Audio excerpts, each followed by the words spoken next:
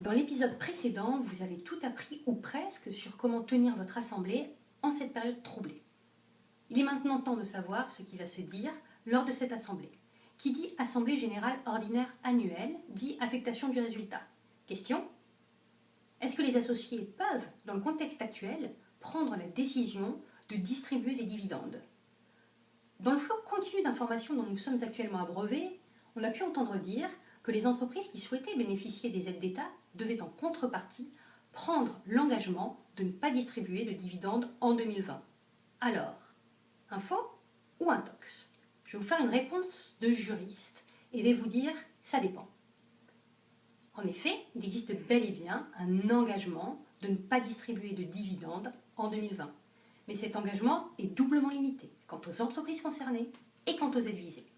En effet, seules les grandes entreprises, c'est-à-dire celles qui emploient plus de 5000 salariés ou celles qui ont un chiffre d'affaires supérieur à 1,5 milliard d'euros, doivent prendre un engagement de non-distribution de dividendes et de non-rachat de leurs actions en 2020.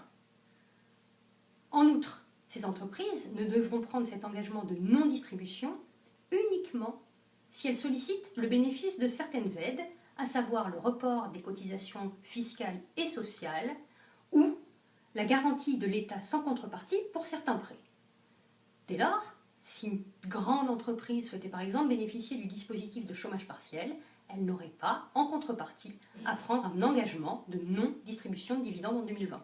Quant aux autres entreprises, toutes celles qui ne sont pas qualifiées de grandes entreprises, elles peuvent bénéficier des aides d'État sans prendre en contrepartie un engagement de non-distribution de dividendes en 2020. Il serait donc possible de procéder à une distribution de dividendes en 2020. La question reste de savoir si cela est opportun, si vous avez des doutes face à l'avenir, si vous envisagez des licenciements à court terme, on ne peut que vous conseiller d'être prudent et de ne pas distribuer de dividendes ou de réduire le montant des distributions envisagées. En effet, outre l'impact sur la survie de la société, sur son image, distribuer des dividendes présenterait un risque en termes de responsabilité. On ne peut que vous rappeler que depuis la loi Pacte, on a adopté une vision plus à long terme de la société et l'intérêt social a été défini comme devant prendre en compte les enjeux sociaux et environnementaux. Dès lors, quelle que soit votre décision, distribuée ou pas, elle devra être motivée par cet intérêt social et le moment venu, il conviendra de pouvoir en justifier. Nous vous tiendrons bien évidemment informés si d'éventuels rebondissements venaient à modifier les dispositions actuellement en vigueur.